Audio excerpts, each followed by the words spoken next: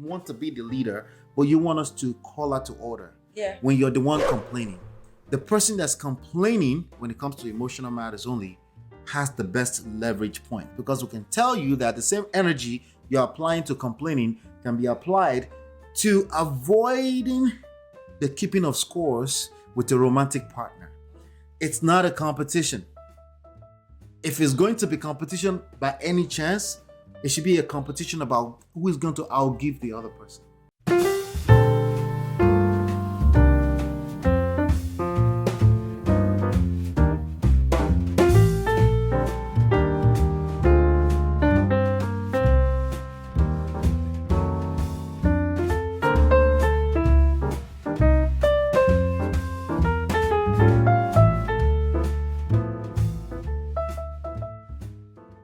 I'm not talking about the kind of respect you give your boss at work. No. Now I'm talking about how men in general expect respect from women, whether it's their wife or not. Oh, from women in general? In general. Yeah, because I'm a man. No. Women should respect men. No, it doesn't fly that way. You want to be respected, you have to respect yourself. And that's how you attract respect from anybody. All right. So Mighty Lion, let me see. So again, the solutions we gave really quickly. Let's just go over that really quickly. I think Mighty Lion can relate to this guy. That's the only thing I can say. Right. If not, it won't take this thing so personal and so deep. Yeah, Okay? I understand. A lot of men are struggling with this, and I think we should continue to break it down and continue to talk about it. This is the part that we need to stress to Mighty Lion. Avoid keeping scores with your wife. See, a lot of men are buying into the equality nonsense that men are women or husband and wife are equal. When you buy into the idea that husband and wife are equal, it's only natural for you to be actively keeping scores with your wife. Because she's disrespectful, the only right way to address this in your mind is to disrespect her back. The same energy you give me is the energy I'm going to return to you. That's how a lot of young men of nowadays think. And I feel because they bought into the equality bullshit. Equality does not work in romantic relationships. Maybe in a workplace, women deserve to be treated better like human beings. But when it comes to romantic relationship, in this social construct, in this society, if you want that sexual polarity that you crave for, which is a product of a woman who respects you, a woman who does not respect you cannot be in love with you, right? If you want that, you're going to have to lead. Yeah. Somebody's got to lead the dance at some point. Yes. If she brings you disrespect and you turn around and give her disrespect, see, you don't multiply, but she will multiply your disrespect for you. The feminine energy will multiply. Now, if you're actively trying to multiply, you're in your feminine energy and it's never going to work out for you, okay? It's deeper than avoid keeping scores with your wife. It sounds like we're asking you to exonerate your wife. I understand. Like we should just set her free and allow her to misbehave. But romantic relationships does not work with that way, the way you're thinking about it, right? The way it works is the way it was when you met this person. Right. You like this person, they didn't do anything for you, you just like them. It was an attraction.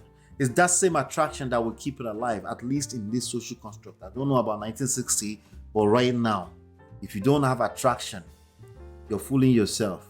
And the more you try to keep scores with a woman, she doesn't care about being right. The more she's not attracted to you, the more you lose even further respect. Right.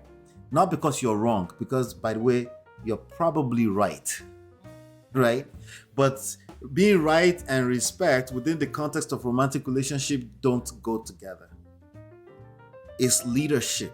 Leadership is the closest thing to it. It's not even exactly leadership. It's not the same type of leadership you have at work. Right. It's being able to lead that romantic relationship emotionally.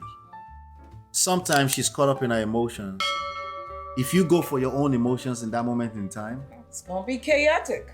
It's going to backfire. It's happened all the time. And when it's chaotic, the legs will not spread at night. And then it becomes disrespect. Because I feel like... It becomes weaponizing I feel like when a woman is forced to now speak for herself, that's also called disrespect. So disrespect to people varies. Right. Because I can ask when this a man, woman is supposed to be an adult, what do you mean by being forced to speak for herself? She should just express herself. You might not like an adult. Wait, you might not like the way she's expressing herself because she's expressing herself. Why? Because she's disrespectful. Like in today's world, people will tell you African women, they're like the modern women now. They talk too much. They become African women. No, that's because your circle is African. Most African Americans think African women are feminine. And just perfect. And what about Asian? That's why they're trying to fly Asian to women Thailand to get wives. And they will still have the same problem. You will have the same problem. If you don't learn the skills, this skill set is needed. If you don't learn it, you even suffer more. Yeah, because it's like your shadow. Everywhere you go, there you are. It follows you. It's your skill set. It's your own personal skill set in maintaining a romantic relationship. As a man, is different from men to women. Women have a certain different type of power too, but we're addressing the men right now who thinks they have a disrespectful wife and you must call them to order. No, if you have to be in that position to call them to order, they really should not be your wife. You should be excusing yourself from the relationship. You have that power to excuse. If it's really that nasty and this woman is just terrible, a Jezebel, you should excuse yourself from the marriage. If you're not able to do that, I'm forced to look at you and say, what is it about you that lack self-respect? Tolerate disrespect. Somebody is disrespecting you and you're sitting down there, eating it like a bowl of spaghetti. Like, come on, make it make sense. That's still on you. Your best point of leverage is to look in the mirror, hold yourself accountable. How are you allowing? People only do to you what you allow them to do to you. When we're talking about emotional matters, we're not talking about physical assault. We're not talking about somebody touch you with anything physical. No. Not all of that is outside of the scope. We're talking about emotionally speaking, the emotional vibe. The person seems disrespectful to you, but you're attached to it. They lost respect for you. Respect is 100% earned unless you don't know them well. Like, for example, in the beginning of a relationship, y'all don't know each other, so it seems like he respects you. But as you get into the relationship and the true colors of everyone shows out, right? Then she's just disrespectful. No. She had a party mouth from the beginning.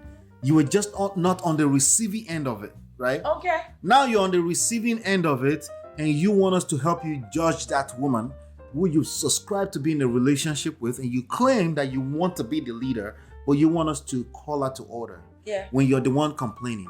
The person that's complaining when it comes to emotional matters only has the best leverage point, because we can tell you that the same energy you're applying to complaining can be applied to avoiding the keeping of scores with a romantic partner.